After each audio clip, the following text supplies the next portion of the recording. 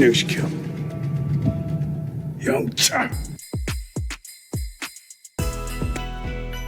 네, 안녕하세요. 도사 안땅입니다. 자, 오늘부터는 경영학에 대해서 좀 설명을 드리도록 하겠습니다. 네, 우리가 시험 봐야 되는 산업안전지도사 1차 객관식 시험의 3과목으로 경영학이 나오고요. 그리고 산업심리학이 나오고요. 그리고 산업위생학이 나옵니다. 여기 이제 기업진단지도라는 과목 안에 포함이 되어 있는 사항이에요. 그래서 경영학 같은 경우에는 8에서 9문제가 출제가 되고, 산업심리학도 8에서 9문제가 출제되고, 산업위생학은 마지막에 7문제, 69번부터 75번까지의 문제만 해당이 됩니다. 우리가 이제 경영학 같은 경우에는 배우면은 여러분들이 쉽게 문제를 찍어낼 수가 있는데, 강의를 안 듣거나 혼자 독학으로 하기에는 내용도 방대하고 학자들도 많이 나오고, 그리고 문제가 한글로 써있는데 한글이 잘 안 읽히는 경험들을 한 번씩 해보셨을 거예요. 그래서 그런 내용들을 조금 쉽게 풀어서 이런 문제는 뭘 물어보는 겁니다. 도사 안땅만의 특유한 방법으로 지도를 해드리도록 하겠습니다.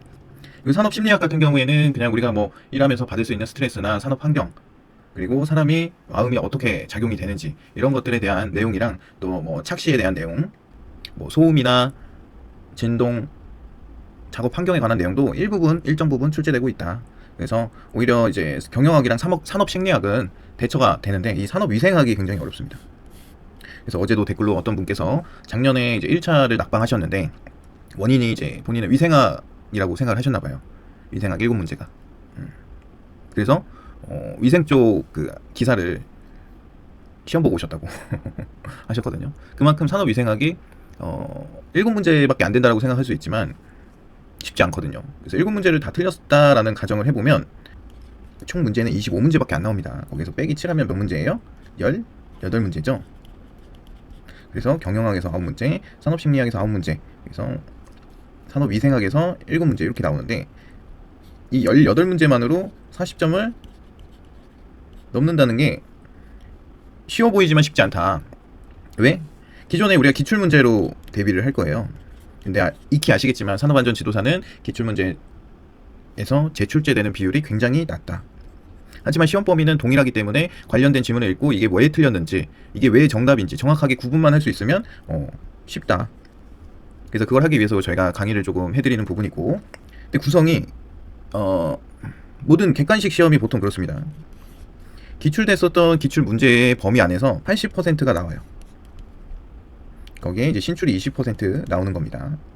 그럼 25문제에 80%면 몇 문제냐? 25문제 중에 20문제가 80%에 해당이 됩니다. 우리가 40점을 넘기 위해서는 10문제만 맞추면 돼요. 한 문제당 4점씩이니까. 그죠? 아직 뭐 기출만 준비해도 그러면 충분히 내가 20문제 맞추겠네? 그래서 제가 기출을 위주로 강의를 하는 거고, 그런 겁니다. 근데 이 20문제 안에는 뭐가 포함되어 있어요? 7문제가 포함이 되어 있죠? 위생이. 위생을 못 풀면 이제 13문제네? 우리가 가져갈 수 있는 게. 근데 뭐 실수해서 틀리는 거, 마킹해서 틀리는 거, 뭐 그런 것들이 있겠죠. 그러면 우리가 맞출 수 있는 게 실제로 10문제에서 11문제밖에 안 돼요. 그럼 진짜 이게 40점을 맞아서 합격을 하거나 36점을 맞아서 꽈락을 하거나 꽈락이 있습니다. 그런 상황이 오거든요. 그래서 기업진단지도가 어렵다라고 말씀을 드리는 거예요. 사람들이, 경험해보신 분들이 40점 넘는 거 쉽지 않다라고 말씀하는 이유가 이런 이유 때문이죠. 왜냐면 우리는 이제 안전 쪽에서 어찌됐든 뭐 건설안전이든 기계안전이든 화공이든 전기든 안전 쪽에 치우쳐 있기 때문에 위생이나 보건하기 어려울 수밖에 없어요. 그 위생이나 보건을 하시는 분들도 어려울 수밖에 없는 게, 외워야 되는 물질의 종류, 작업 환경을 측정하면서 다뤄야 되는 물질의 종류, 물질안전 보건 자료에 있는 다양한 물질들, 하나의 물질 원소로 작성된 것이 아니라 혼합이 되면 그 혼합된 새로운 물질까지 다 알아야 이제 대응이 가능한 문제들이 많기 때문에 위생학은 공부해도 사실 어렵다. 그래서 이제 사람들이 어렵다라고 얘기를 하는 거죠. 근데 저희한테 누가 있어요? 지금 위생 분야의 최고의 전문가인 마프로님이 함께하고 계시기 때문에 우리 크게 욕심 없이 뭐 반 정도만 맞춘다고 생각하자고요. 한 3문제 정도.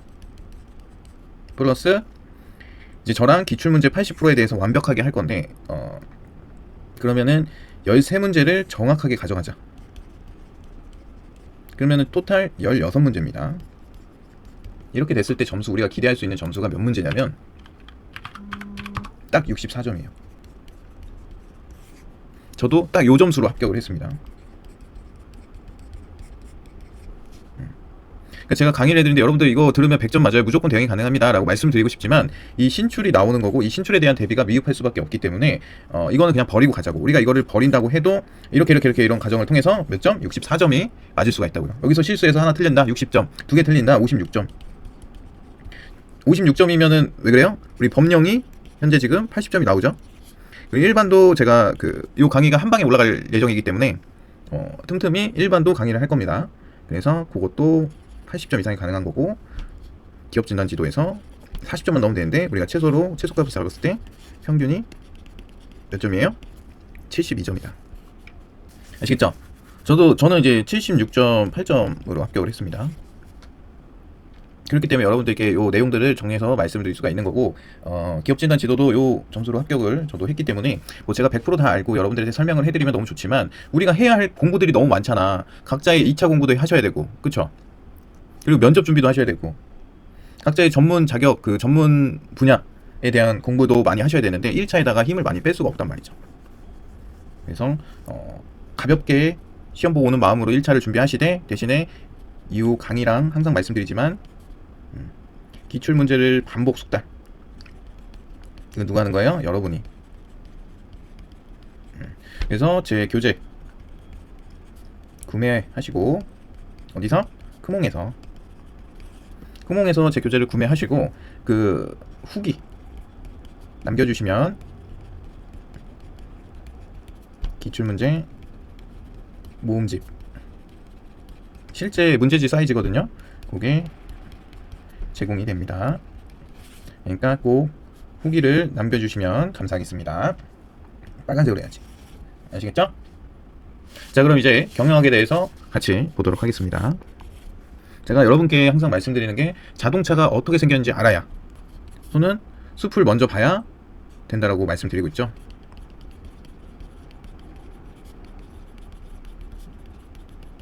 그래서 이 공부 순서라는 게 굉장히 중요해요.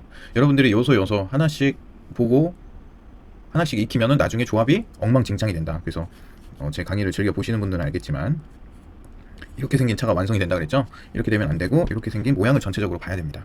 그래서 경영학이란 어떤 학문인지 뭐 대충은 우리가 알고 있지만 정확한 거는 모를 수도 있단 말이에요. 우리의 머리의 상태는 경영학이라고 하면 이런 상태일 수도 있어요. 왜? 분야가 다르니까 당연한 거죠, 그거는. 그래서 경영학이란 어떤 건지, 또 우리가 배우고자 하는 학문이 어떤 내용인지 전체적인 그림을 한번 먼저 그려봐 드리겠습니다. 자, 경영학이란 항상 학문은 과거, 역사가 중재하고요. 그죠? 항상 역사로 시작되는 게 학문이죠. 그리고 현재가 있겠죠.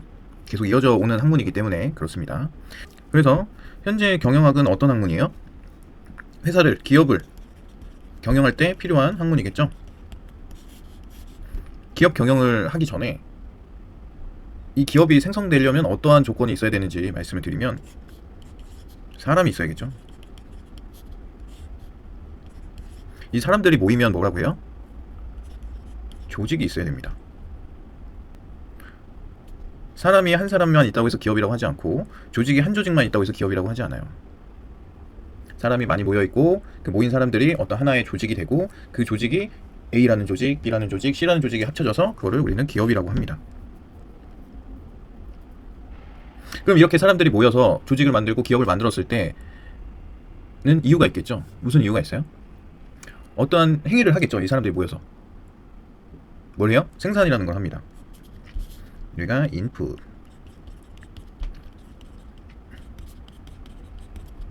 생산을 해요. 생산. 유형의 상품, 무형의 서비스와 같은 것들을 생산하기 시작합니다. 무형의 서비스는 이제 도사 안땅이 하고 있는 뭐 강의라든지 가 무형의 서비스죠. 뭐 눈에 보이진 않지만 여러분들이 귀로 듣고 눈으로 보고 이해하면서 뭔가 여러분들의 그 합격을 위한 니즈를 충족시킬 수 있는 그런 게 뭐예요? 서비스다. 유형은 뭐예요? 유형은 교재죠. 교재. 제 강의를 듣기 위해서 좀 더 공부하는 방법이 수월해지려면 교재라는 교보제가 있어야 된다. 그게 뭐예요? 유형의 상품, 눈에 보이는 거. 무형의 서비스는 강의, 눈에 보이진 않지만 어떤 행위로 인해서 나의 욕구가 충족이 되는 것들, 그게 이제 무형의 서비스라고 하죠. 대표적인 게 뭐가 있어요? 보험. 보험 우리가 언제 다칠지, 뭐 언제 상해를 입을지, 언제 죽을지 모르지만 미리 가입을 해두잖아요. 눈에 보이진 않지만 내가 다치거나 어떤 조건이 됐을 때 효력을 발생하면서 돈으로 보상을 해주는 거죠. 유형의 상품 너무 많죠. 뭐 TV, 가전제품들, 그리고 아이스크림, 그리고 반도체, 눈에 보이는 거, 핸드폰, 그쵸? 가구들도 있을 거고요. 이런 것들은 유형의 상품이라고, 무형의 서비스는 이런 강의라든지 보험이라든지 뭔가의 이런 서비스들을 말하는 거죠. 그래서 이 기업이 인풋, 사람과 조직을 가지고 아웃풋을 만드는 과정을 우리는 기업이라고 해요. 그러다 보니까 이 모든 분야에 대해서 연구한 게 뭐다? 경영학이다. 경영. 그쵸? 그러면 우리 경영학은 언제부터 발달이 됐을까요? 사람을 모아서 돌도끼 같은 거, 뗀석기 이런 걸 가지고 맘모스를 잡으러 갑니다. 잡았어요. 어떻게? 우여곡절 끝에. 그래서 고기를 분배하게 됩니다. 그거는 경영일까요? 아닐까요? 그것도 경영입니다. 사람이 일을 한 거죠. 뗀석기로 맘모스 뚝배기를 뚝 깎아 빼가지고 뭔가의 보상을 얻은 거죠. 고기라는. 그걸 경영이라고 한다는 거예요. 예. 경영학은 언제 발달이 됐냐면, 잘 아시겠지만 19세기에 뭐가 있었죠? 산업혁명이 있었죠. 그때부터 학문으로 점차 발전하게 됩니다. 그 이전에는 우리끼리 자급자족으로 해가지고 우리끼리만 잘 먹고 잘 살고 내 가족, 뭐 우리 부족만 잘 먹고 잘 살면 됐었는데, 산업혁명 이후로 증기기관이라든지 대량의 제품을 생산하는 공장들이 증가하면서 거기로 사람이 모이게 되죠. 그래서 노동의 분업이라든지 기계의 발명으로 이제 컨베이어 벨트 같은 것들이 발전이 되면서 거대 기업도 등장하게 됩니다. 거대 기업은 뭐예요? 돈을 많이 버는 기업인가요? 아니요. 사람이 많이 있는 기업을 거대 기업이라고 하는 거죠. 사람이 많으면 당연히 그에 따른 한 사람당의 인풋이 있으면 아웃풋이 어느 정도 나올 것이라는 기대값이 있기 때문에 사람이 많다라고 하는 것은 기대값이 크다라는 거죠. 그걸 뭐라고 해요? 거대 기업이라고 한다. 그래서 산업혁명 언제라고요? 19세기. 그래서 이때 나온 기업들이 뭐 록펠러의 석유회사,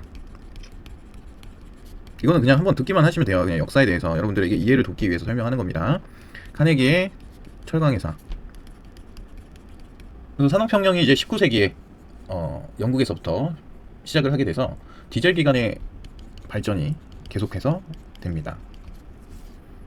그래서 제품을 그전에는 가내 수공업으로 한 땀 한 땀 만드니까 어떻게 해요? 만들 수 있는 개수가 하루에 10개밖에 못 만들었어요.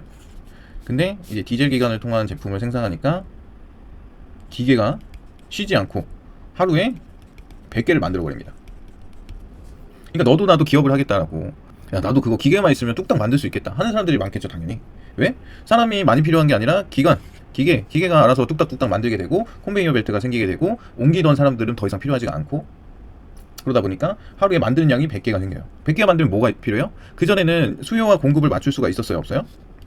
필요로 하는 사람들은 굉장히 많았지만 공급하는 사람은 하루에 10개밖에 없으니까 값도 비싸질 거고, 값이 비싸다고 해서 모든 사람들이 살 수 있는 게 아니라 일정 특정 집단, 영국 같은 경우에는 이제 귀족들, 왕족들 이런 사람들만 좋은 물건을 받아서 사용을 하다가 이제는 하루에 100개씩 나와. 10개씩 나오던 물건이 하루에 100개씩 나오네. 그럼 어떻게 돼요? 공급이 많아지니까 모든 사람들이 갖게 되는 거죠.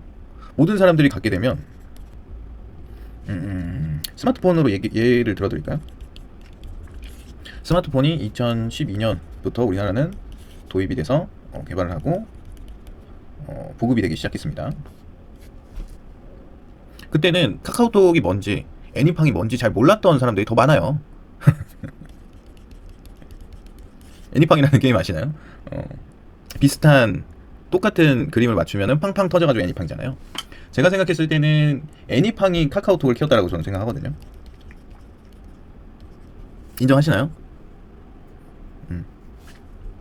애니팡은 누가 키웠어요? 스마트폰.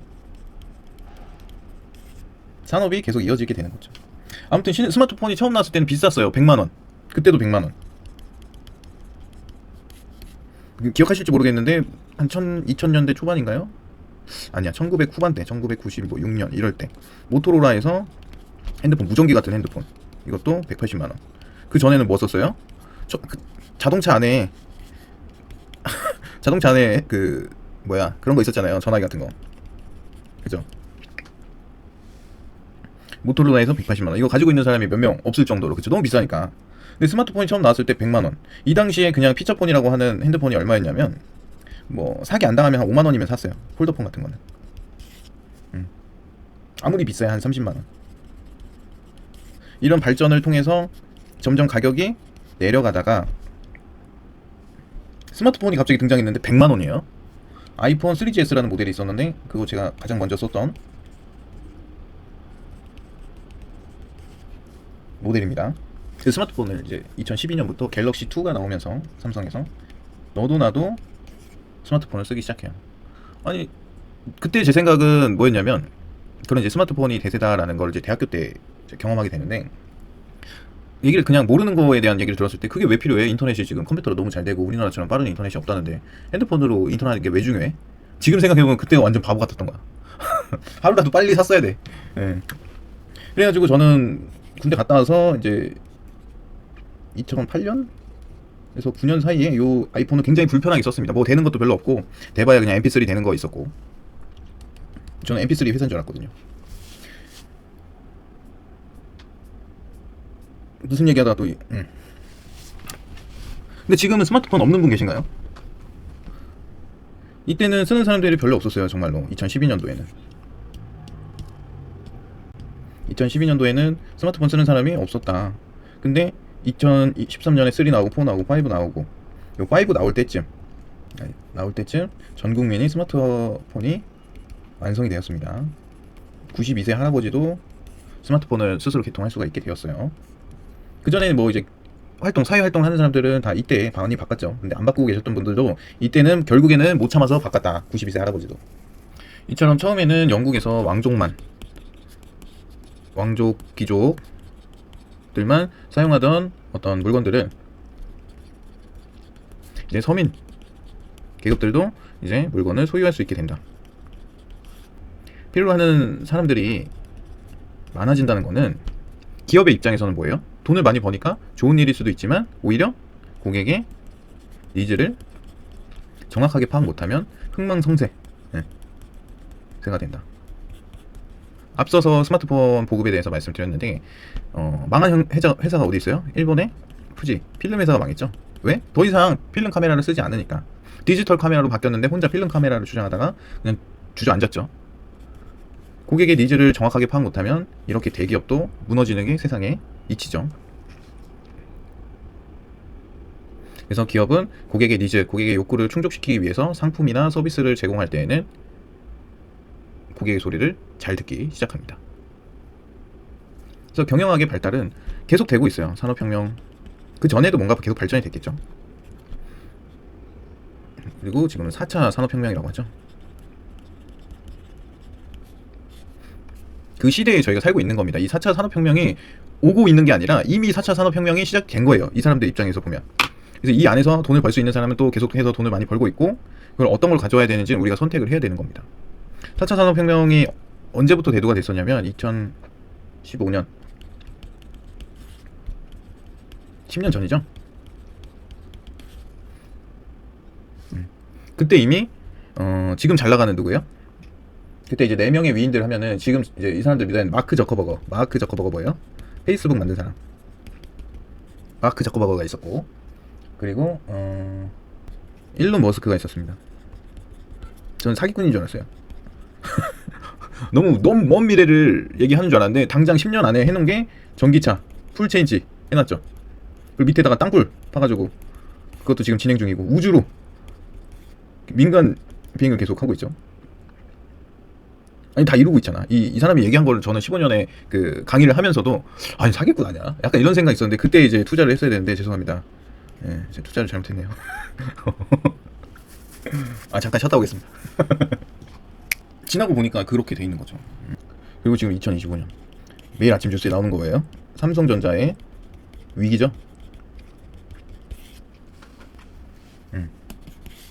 진짜 큰 회사도 망하는 게 시대에 발맞춰서 빠른 판단이 쓰지 못하면 1분 1초가 정말 이렇게 다르게 결과가 나타나게 됩니다.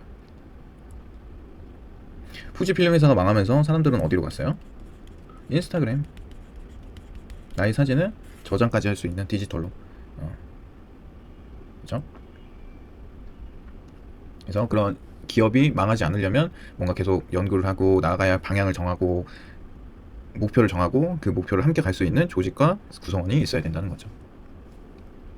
그래서 이런 모든 것들을 연구하기 시작합니다. 고객의 니즈는 뭘까? 또는 투입 대비 더 많은 돈을 가져가려면 산출이 높으려면 어떻게 해야 될까? 비용 절감, 비용이 이렇게 줄줄 새는 게 있는 것 같은데 비용 절감을 하려면 어떻게 해야 될까? 기업이 생존하려면, 바뀌는 시대에 기업이 생존하려면 어떻게 해야 될까? 이런 모든 거에 대한 연구들을 각자 하다가 체계화된 학문이 필요하다고 제기가 되기 시작합니다. 그러면서 요 19세기를 넘어서 20세기가 되면서 경영학이라고 학문이 통합적인 지식 체계로 발전하게 됩니다. 재밌죠? 재미없나요? 난 너무 재밌는데? 빨리 그냥 문제나 풀어? 여러분들이 기업진단치도 공부하시면 지식이 정말 많이 늘어나실 거예요. 공부를 해서 문제 푸는 것도 당연히 중요하겠지만 이런 얘기를 한번 정리하고 가는 거잖아. 우리가 어찌됐든 지금 사는 삶에서 이 얘기를 한번 정리하고 가면은 앞으로 보는 시야가 정말 많이 바뀐다니까요. 제가 크몽에서 전자책으로 고집하는 이유가 종이책이 원래 훨씬 더 많이 팔려요. 종이책이. 근데 종이책은 한계가 있다. 계속해서 이제 전자적으로 바뀔 거고 가는 길목에 저는 크몽이 맞다라고 생각해서 판단을 했기 때문에 전자책을 잡고 책을 내는 겁니다. 그런 식으로 여러분들도 시대를 그리고 제가 유튜브에서 강의하는 이유, 시장이 변하고 있다. 시장이 그런 거를 빨리 눈치챌 수가 있게 돼요. 이 기업진단 지도의 경영학을 배우게 되면. 그러지 않겠어요? 지금 역사부터 해가지고 최근 이슈 사례까지 굉장히 자세하게 말씀을 드리고 있으니까 재밌죠?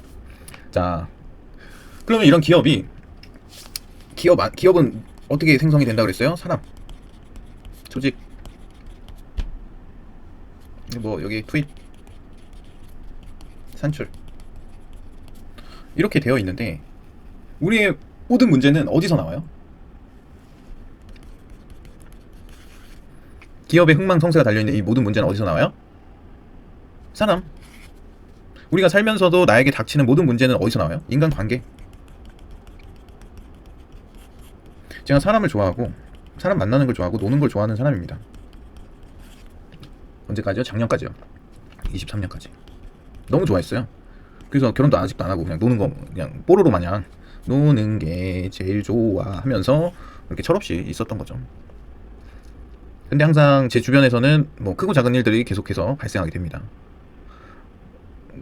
그러다가 한번 조용한데 혼자 병실에 1인실에 한 6일 정도 있었습니다.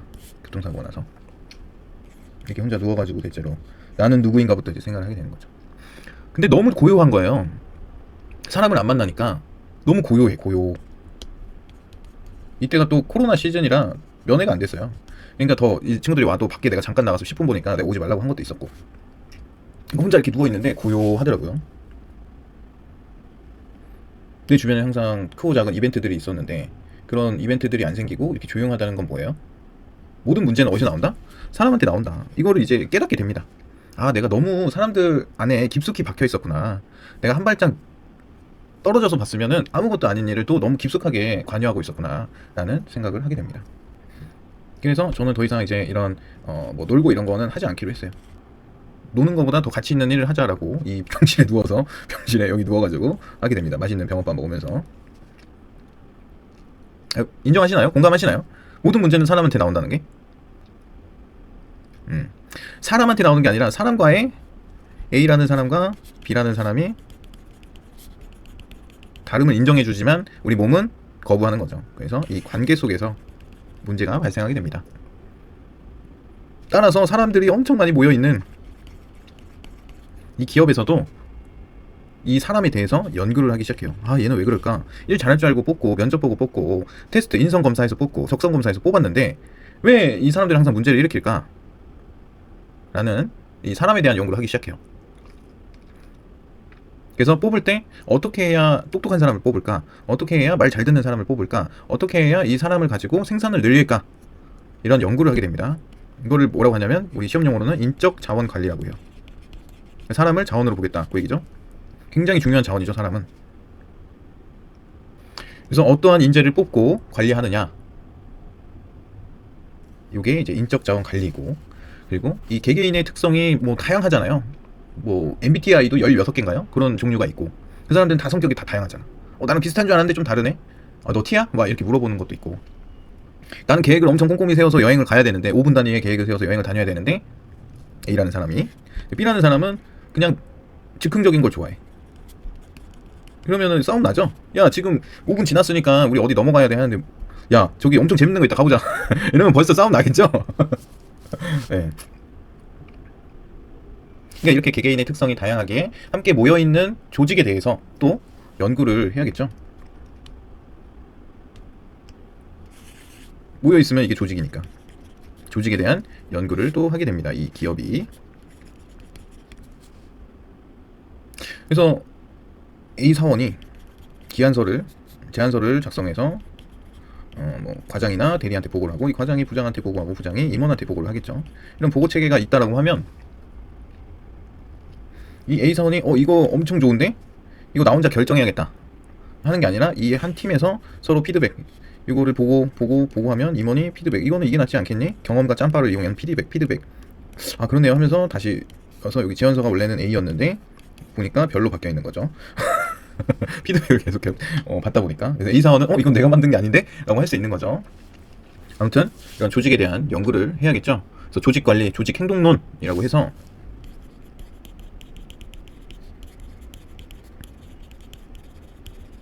조직을 어떻게 관리할 거냐, 이 조직은 어떻게 행동하느냐, 서로 결정하고 누군가는 이끌어줘야 하고, 이끄는 사람을 뭐라고 해요? 리더. 그래서 리더십에 관한 내용이 나오고.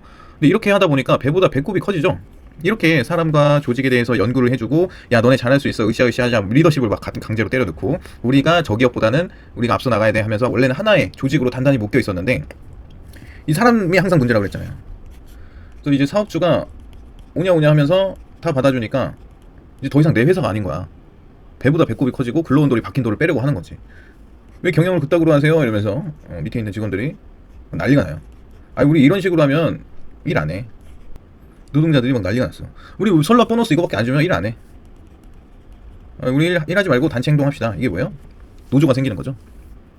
이 사람들이 이만큼의 사람들이 모여 있는데, 우리는 이거 받고 이만큼의 일을 할 수가 없어요. 우리는 노조, 우리끼리 뜻이 같은 사람끼리 함께 하겠습니다 하면서 노조가 생기고, 이 노조가 이 사람들을 어떻게 해서든 한 명이라도 더 끌고 오려고 해가지고 노동계에 파업을 시키는 거죠. 그래서 노동자랑 사업주 간에 갈등이 생기고, 이제 더 이상 사업주가 주인이 아닌 노동자가 기업의 주인인 형태가 돼가고 있죠. 그래서 사업주는 이제 슬슬 노동자의 눈치를 보는 거야. 노동자의 눈치도 봐야 되고, 이 경영주 투자자들의 눈치도 봐야 되고, 얼마나 힘들겠어요, 그죠? 우리가 GDP라고 하잖아요. GDP가 높아짐에 따라서 인격이 같이 상승이 되고, 그런 걸로 인해서 좀 어떻게 말하면은 힘들고 더러운 일을 안 하려고 하는 거죠. 그 일은 누가 해요? 외국인 노동자가 한다. 우리나라 사람들은 더 이상 일하려고 안 해요. 그래서 지금 맨날 나오는 뉴스가 20, 30대에 놀고 있는 청년 몇십만, 70만? 누구 위에 쓰려고 하고. 그러니까 이 어떻게 보면은 우리가 은퇴 후 자격증으로 유명한 산업안전 지도사에도 20대, 30대 유입이 굉장히 많아졌고, 그분들이 실제로 자격을 취득을 하고 있고. 왜? 더 이상 누구 밑에서 일하기 싫은 거야. 그래서 기업들은 이렇게 성난 직원들을 달래려고 경영 참가 제도라고 해서 주식의 일부분을 나눠주기도 하고, 왜냐면 주식을 주면 내 주식의 값어치가 올라가려면 내가 일을 열심히 노를 저어야겠죠. 그죠? 그래서 뭐 주식을 주기도 하고, 성과가 생긴 거에 대해서 뭐 특별 보너스 같은 거를 지급을 하기도 하고, 그런 거를 모두 경영 참가 제도라고 한다. 그렇습니다. 그래서 뭐 이렇게 정신없이 얽히고 설켰지만 이 기업이 완성이 되었다. 그럼 이제 뭐예요? 처음에 말씀드렸던 기업이 해야 되는 일, 산출에 대한 일을 해야겠죠. 왜? 투입에 대한 걸 어느 정도 정리해서 말씀드렸죠. 이제 산출을 해야 돼. 소비자, 구매자들의 니즈를 파악하고, 그 니즈를 파악한 거에 대해서 욕구를 충족시키기 위해서 생산품을 연구하고 필요한 것들을 파악하고 적재적소 또는 적시에 생산하는 활동을 하게 됩니다. 그래서 소비자의 또 GDP가 올라가면 어떻게 된다 그랬어요? 지식, 재산, 환경 등이 높아진다라고 그랬죠. 그거에 따른 품질도 높아져야겠죠.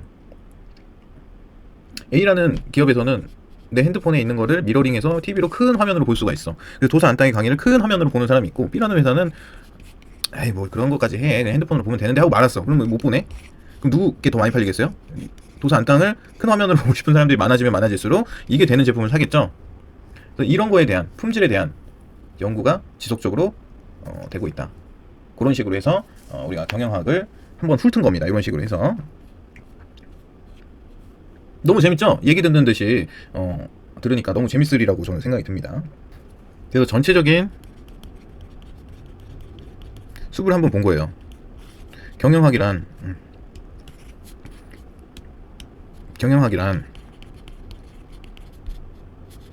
사람이 있고, 사람이 모여서 조직이 되고, 이 조직이 모여서 기업이 된다.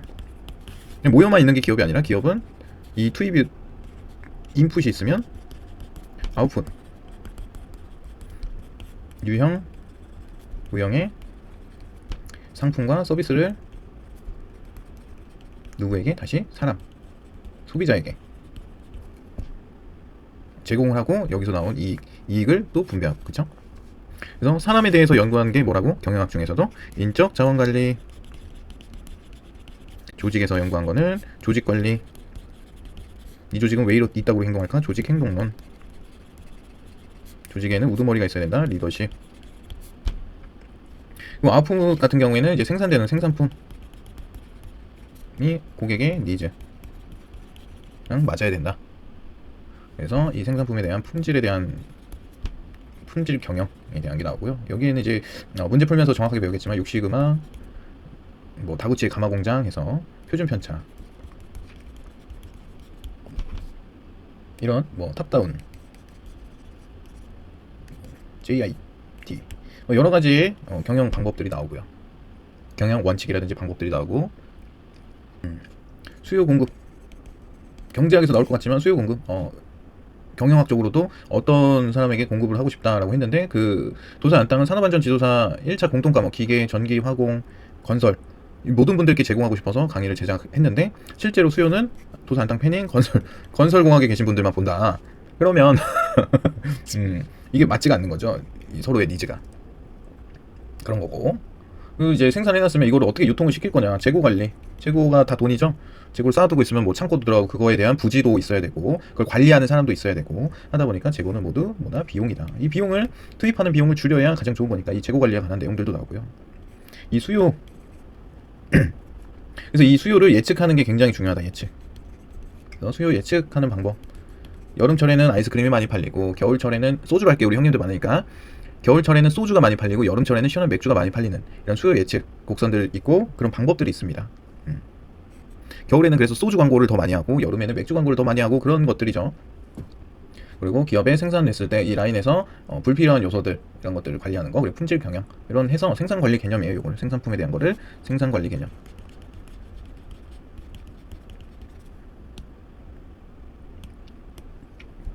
그래서 경영학은 크게 인적 자원 관리, 조직 관리, 조직 행동, 리더십,